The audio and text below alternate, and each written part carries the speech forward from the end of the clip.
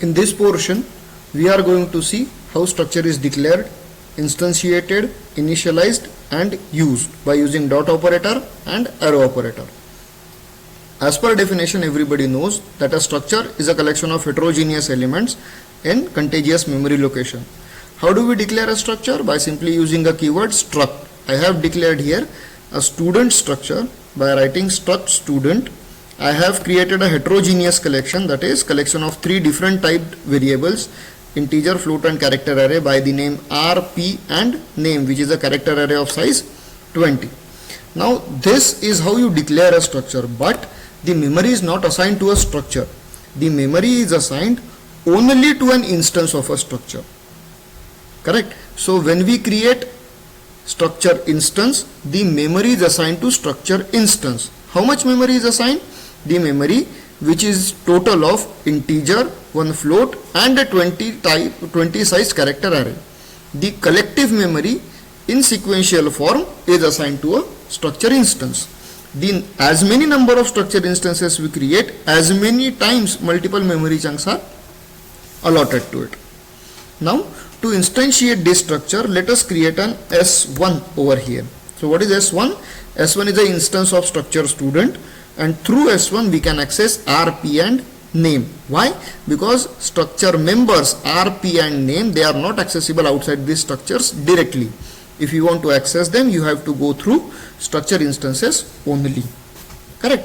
Now another way of instantiating a structure can be like this: struct student S2.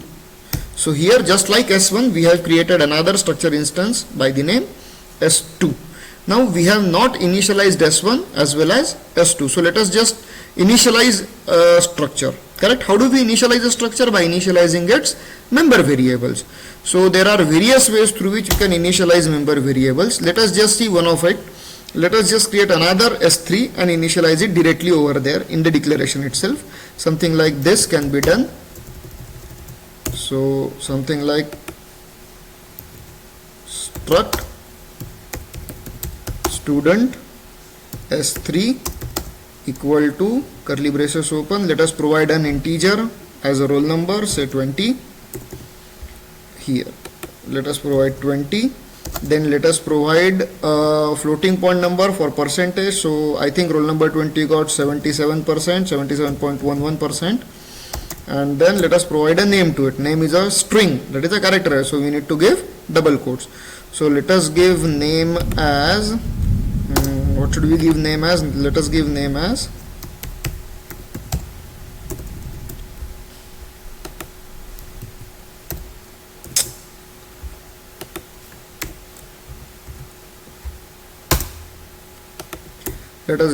Abir. Correct? Now what does this mean? This line simply means that you have created an instance S3 and initialized that instance for a 20, that is an integer, 77.11, that is a float, and a string by the name Abir. Correct? Now let us just see how things look like. For this we need to print all these values. How do we print all these values? You simply write printf statements. How do we write it? Printf. Within that, what do I need to print? S3's roll number, S3's percentage and S3's name.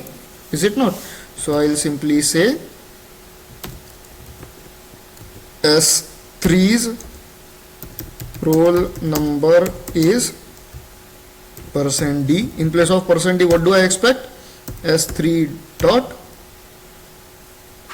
R. Now why did I write S3 dot R? I wrote S3.R because structure members are not directly accessible outside. You have to go through structure instance. I am accessing R, P and name through S3 structure instance. So we have to use a dot operator over here to print individual values. Correct? The same thing can be done while initializing as well. Correct? Let us just print these values first. S3.R. After this, I want to print S3's percentage, PER S3's PER equal to %f. What do I require in place of %f? S3 dot PER comma and what do I require after %f? Again a \t, and S3's name is equal to %s. So what do I need in place of %s? S3 dot name. Save and execute. So what will it print? Okay, there is some missing, so let us go at end and append a semicolon, which I forgot. So what do we get in an output? Struct student has no member PER. Okay, so and my variable name is not PER, my variable name is P. So save and run. So enter a value, not required. Let us simply implement this. Okay, so S3's roll number is 20, S3's percentage is 77.711, and S3's name is Abir. Correct? So likewise we can perform all the things. So structures can be created like this, which we have shown over here by using a struct keyword. Structure instances can be created either with the structure or outside the structure, or you can directly initialize this thing. Correct? Apart from that, there is a dot operator involved, which we have discussed right now. By using dot operator, we can very easily instantiate, or we can very easily provide and access values of structures members. How do we do that? Let us just initialize S1.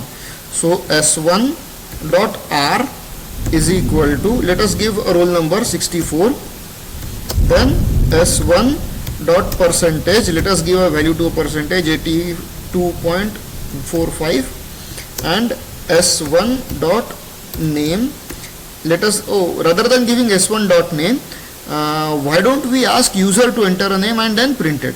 Correct? So how do we do that? We simply use printf. Within printf, what do we do? Within printf, we simply give \n and say enter,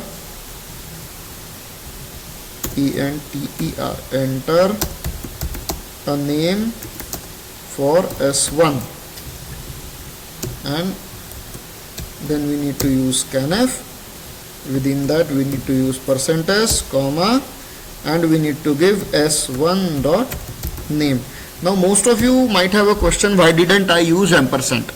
See, whenever an array name without square bracket is used, here a name is an array, correct, character array. So whenever an array name without square bracket is used, it by default points to its very first location in memory, that is the starting address of that array. So if I am getting the starting address of that array by simply writing S1 dot name, why do I need to give ampersand? Correct? So that is the reason I have not given an ampersand. So likewise these three variables are initialized. S1's R is initialized, S1's P is initialized, and S1's name is also initialized. Now let us just check whether all things are working fine or not. So for that I am simply writing something like this. To print S1's name, I need to give something like this. Then S1's name, S1's percentage, and S1's roll number. So I will just save it and run it. So after displaying S3's data, he is asking me for name of S1. So I will give another name as Sarathi. Then we get this as an output, that is S1's roll number, which is provided as 64, S1's percentage 82.44 that we have provided previously, and S1's name, which we have provided over here, Sarathi. Done. So likewise, by users provided value, you can initialize structures. Correct? Now let us move on to another topic, which is most important and very widely used in data structures, and that is pointer to a structure. Correct? Now as we all know that a pointer is a variable which hold address of another variable. Correct? So let us just create a structure pointer which will hold address of a structure. And how do we create a structure pointer? It's extremely simple. Just like any integer pointer, any other integer pointer, we will be creating a structure pointer. How do we create it? By simply writing struct student s, where is it? Struct student star s, semicolon. What does this mean? This star means that S is a pointer variable, and to what it is pointing? It is pointing to an instance of students structure. Correct? Now as S is a pointer variable, we need to initialize it. Now by what we need to initialize S? Let us just initialize S with an address of some another structure. So by address of what structure should we initialize it as? Let us initialize S to address of S1. Correct? So S is initialized to address of S1. What do we write? Ampersand S1. Now by using S, we are going to access values of S1, that is S1's roll number, S1's percentage, and S1's name. But there is a glitch. Now we know that S1, S2, S3 are static instances. That means they are not pointer instances. So for non-pointer instances of structure, we use dot operator to access structure members. But if we have a pointer instance, we use an arrow operator. And how does arrow operator works? Simply just like a dot operator, only the dot is replaced by an arrow. So let us just simply see how that thing goes. We know that S contains address of S1. So whatever values which are present in S1 will be reflected by S if we are using a pointer instance to it. Correct? So let us just see how things work out. S roll number we need to print, then S is percentage we need to print, and then S is name we need to print. Correct? So in place of S1 dot R, I will be simply writing S arrow R. S1 dot P, I will be writing S arrow P, and S1 dot name, I will be writing S arrow name. So in place of dot operator, I have replaced arrow operator. Correct? Why did I do that? Simply because I wanted to access S1's all variables through a pointer. Correct? So for that, what I need to do, I simply need to create a pointer variable, structure pointer variable. I need to initialize that structure pointer variable to address of the structure to which I am going to access, and then I am going to use that S or a pointer variable by using an arrow operator. Let us see how things work out. Let us just run this thing. Okay, it is asking me for name of S1. So I am providing another name, say Sri Ram.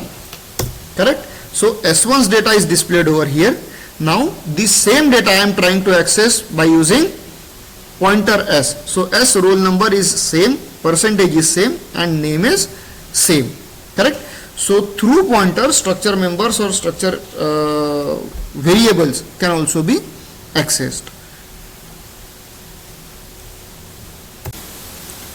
So in this portion we learnt about how structure is declared, it is instantiated, initialized, and it can be used. There are several ways of instantiating and using structures. The lecture's focus was completely concentrated on the most redundant ways through which structure is used in data structures. The structure members can be anything. I have not used pointer as a structure member. I have not used a file pointer or any other thing as a structure member. I have only used integer character and a simple array, just to give you an idea how things work with structure. A structure can contain a pointer as well. You can create an array of structures as well.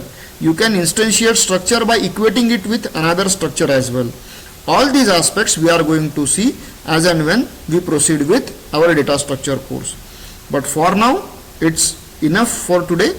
Let us just stop here. Thank you for listening.